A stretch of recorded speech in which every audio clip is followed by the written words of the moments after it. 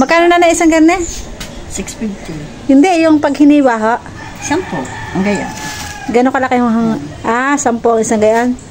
Sige nanay, hiwain ninyo. Tapos magkano hulat yan nanay? Pag nahiwa. O, ito yung sinukmani dito.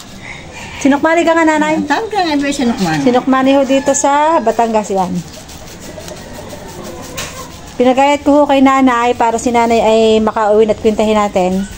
At atin naman ho ito pamimigay din sa iba. Nanay, magkano lahat ang ating kwinta? 370. 350 lang. Pagka 500 na binigay ko sa inyo, may sukling.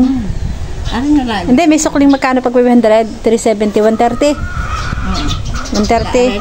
Pero bigay ko naman sa inyo ang iba. Labis. Sadya. Tutulungan niyo lang ako nanay na pamigay yan. Abay, ano na? Yan na, nanay. Okay, okay na, nanay. Namimigay nga ako sa iba, sa inyo pa kaya. Lagi ako nabili sa inyo. Samahan niyo akong pamigay yan. Hindi ko maubos yan. Ay, di hahanap tayo kung saan natin pamimigay. Di yan. Okay na, nanay. Okay. O, hindi na kayo gagala.